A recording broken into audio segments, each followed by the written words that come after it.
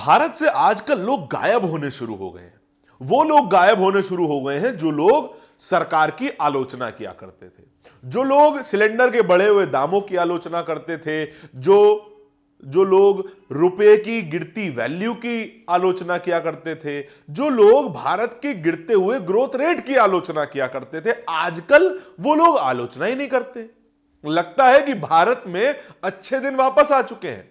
अच्छे दिन ऐसे आए हैं कि डॉलर 93 के पार हो चुका है। अच्छे दिन ऐसे आए हैं कि सिलेंडरों के लिए आपको लाइनें लगानी पड़ रही हैं। अच्छे दिन ऐसे आए हैं कि पेट्रोल की कीमतें बढ़ने जा रही हैं और वो तमाम लोग गायब हो गए हैं जो इन सब पर सरकार से सवाल पूछा करते थे। मौजूदा सरकार से नहीं, पिछली वाली सरकार से। उन तमाम लोगों के बारे में बात करेंगे और किन चीजों पर सवाल पूछा जाना चाहिए उनके बारे में भी इस वीडियो में चर्चा करेंगे। नमस्कार, मेरा नाम धारण है, आप नेशनल दस्तक देख रहे हैं।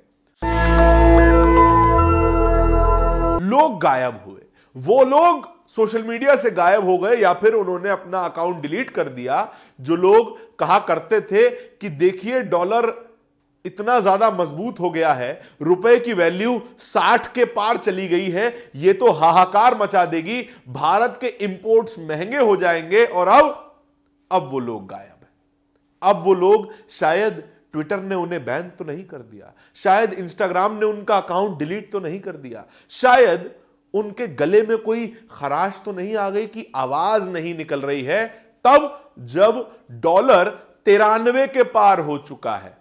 आज डॉलर ने अपना सबसे ऊंचा स्तर पार कर दिया, यानी कि भारत का रुपया आज सबसे कमजोर है, ऐतिहासिक रूप से सबसे कमजोर है। 93.75 रुपए प्रति डॉलर यह कीमत है। और आप समझ सकते हैं कि भैया ये कीमतों से हमें क्या परेशानी, ये तो डॉलर की बात है, रुपया की बात है, अपने आप सुलटा लें। लेकिन नहीं, आपकी रोटी पर, आपके पेट्रोल पर, आपकी गाड़ी पर और आपकी रोजमर्रा की जिंदगी पर इसका सबसे बड़ा प्रभाव पड़ता है। अगर आप एक सामान्य मोटरसाइकिल भी चलाते हैं तो फिर आप तेल तो डलवाते ही होंगे।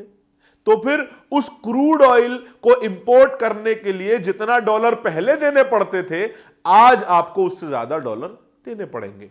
हालांकि क्रूड ऑयल का तो संकट ही चल रहा है, उसी की वजह से तेल के दाम भी बढ़ने जा रहे हैं। लेकिन वो तमाम लोग गायब हैं जो लोग इस पर सवाल पूछा करते थे। बड़े बड़े एक्टर, बड़े बड़े डायरेक्टर, बड़े बड़े सामाजिक कार्यकर्ता, वो तमाम लोग अब शांत हो गए हैं।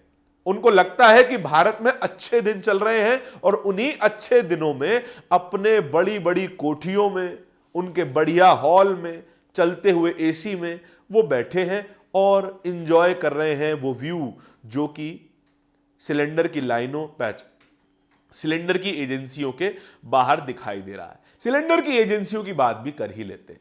सिलेंडर के दाम ईरान, अमेरिका और इजराइल वॉर की वजह से बढ़े भी थे। 60 रुपए डोमेस्टिक गैस सिलेंडर पर और 115 रुपए कॉमर्शियल गैस सिलेंडर पर। हालांकि कॉमर्शियल गैस सिलेंडर तो अब मिलना ही बंद हो गया। कई रेस्टोरेंट्स के बाहर यह पर्ची चिपका दी गई है कि गैस सिलेंडर ना मिलने की वजह से यह रेस्टोरेंट बंद है। अब सोचिए, उस रेस्टोरेंट में काम करने वाले 5 लोगों की नौकरी गई होगी, उनका चूल्हा कैसे जल रहा होगा, यह भी एक बड़ी सवाल है। लेकिन जो डोमेस्टिक गैस सिलेंडर है, इस सप्लाई को बनाए रखने के लिए एसेंशियल कमोडिटी एक्ट 1955 को इंप्लीमेंट तो किया गया, लेकिन तब भी गैस सिलेंडर की एजेंसियों के बाहर लंबी लंबी लाइनें लगी हैं। वो लाइनें हमने आपको खुद दिखाई हैं, लेकिन तब भी लोगों की जबान बंद है, उन नेताओं की जबान बंद है जो कभी विपक्ष में हुआ करते थे तो फिर प्रधानमंत्री मनमोहन सिंह को चूड़ियां भेंट करने की बात किया करती थी, जो सिलेंडर लेकर संसद के सामने बैठ जाती थी, दिल्ली की सड़कों में बड़े बड़े आंदोलन करती थी। वो अमेठी की पूर्व सांसद स्मृति ईरानी भी अब गायब हो गई हैं। उन्हीं गायब लोगों की लिस्ट में शामिल हो गई हैं जो लोग पहले आलोचक थे, आज मूक दर्शक है। एक बात पेट्रोल की भी की जानी चाहिए। पेट्रोल की कीमतें भी आज बढ़ी है। प्रीमियम पेट्रोल की कीमत करीब 2.3 रुपए से बढ़ गई है। अब आप सोच सकते हैं भैया प्रीमियम पेट्रोल किस काम का? ठीक बात है, गरीब आदमी के काम का नहीं है प्रीमियम पेट्रोल, लेकिन जो खरीदता है उसके लिए महंगा पड़ेगा। लेकिन इसके अलावा भी जो इंडस्ट्रियल फ्यूल है, इंडस्ट्रियल डीजल है, उसकी कीमत भी 109 रुपए के पार जा चुकी है। इंडस्ट्रियल डीजल यानी कि जो बड़ी बड़ी फैक्ट्रीज में डीजल इंजन इस्तेमाल होते हैं, उनका खर्च भी बढ़ जाएगा, लिहाजा आपकी जेब पर उसका सीधा असर पड़ेगा। जो भी प्रोडक्ट बनकर बाहर आएगा उसकी कीमत तो बढ़ेगी, और वो सारी कीमत वसूली जाएगी एक सामान्य आम नागरिक से, मध्यम वर्गीय परिवार से, निम्न मध्यम वर्गीय परिवार से, उन तमाम लोगों से वसूली जाएगी जो कुछ भी खरीदने की हिम्मत रखते हैं। किसी भी फैक्ट्री में वो इंडस्ट्रियल डीजल इस्तेमाल हो रहा है तो वो लोगों की जेब पर असर डालेगा ही डालेगा। इस पर भी तमाम लोग सवाल उठाया करते थे कि देखिए ईज ऑफ डूइंग बिजनेस खराब होता चला जा रहा है, लोग बिजनेस आराम से नहीं कर सकते हैं, कहां से विकास होगा अगर बिजनेस ही नहीं होगा तो। अब वो बिजनेस वाले कहां चले गए? अब वो नरेंद्र मोदी कहां चले गए जो पहले कहते थे कि मैं सरकार में बैठा हूं, ऐसे ही भारत का रुपया नहीं गिरता, नेपाल का रुपया नहीं गिरता, पाकिस्तान का रुपया नहीं गिरता, बांग्लादेश का, श्रीलंका का रुपया नहीं गिरता, भारत का ही रुपया क्यों गिरता है? ऐसे ही नहीं गिरता, जवाब देना चाहिए।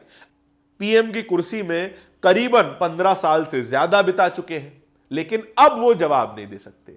अब वो सरकार के भीतर है, तब भी उनके पास कोई जवाब नहीं है। जब वे सरकार के बाहर थे तब उनके पास सारे जवाब थे, आज नहीं है।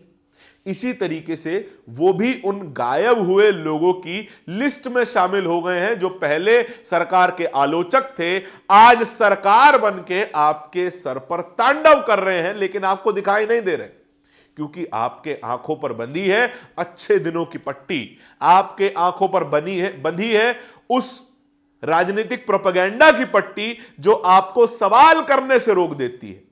सोशल मीडिया रंगा हुआ है कि किस तरीके से एलपीजी के लिए हाहाकार है, सोशल मीडिया रंगा हुआ है कि किस तरीके से जो इंपोर्टर्स हैं वो परेशान हैं डॉलर की बढ़ी हुई कीमतों की वजह से, क्योंकि हम ज्यादातर चीजें इंपोर्ट करते हैं, ज्यादातर मैकेनिकल पार्ट्स हम इंपोर्ट करते हैं, ज्यादातर माइक्रोचिप्स हम इंपोर्ट करते हैं, क्रूड ऑयल इंपोर्ट करते हैं, नेचुरल गैस इंपोर्ट करते हैं, सबसे बड़े इंपोर्टर हैं हम।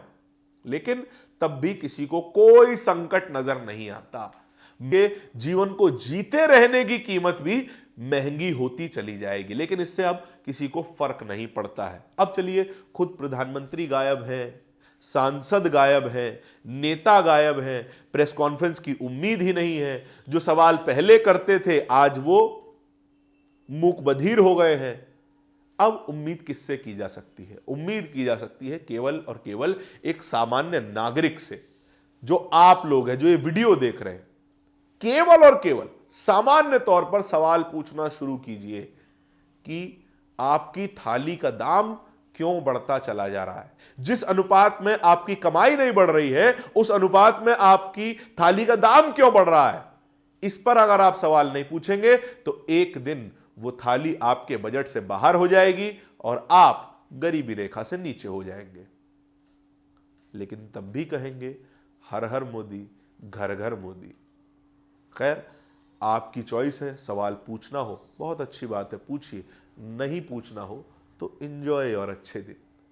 इस पूरी खबर के बारे में क्या आपके विचार है कमेंट सेक्शन में बताइएगा जरूर। इस तरह की और भी खबरों को देखते रहने के लिए नेशनल दस्तक को सब्सक्राइब जरूर कीजिएगा। नेशनल दस्तक की आपसे गुजारिश है कि अगर इसको बचाना चाहते हैं तो नेशनल दस्तक को सब्सक्राइब करने के लिए रेड कलर के सब्सक्राइब बटन को दबाएं, फिर बेल आइकन की घंटी दबाएं। नेशनल दस्तक को बचाने के लिए बहुत जरूरी है कि हर खबर को शेयर करें, लाइक करें, कमेंट जरूर करें।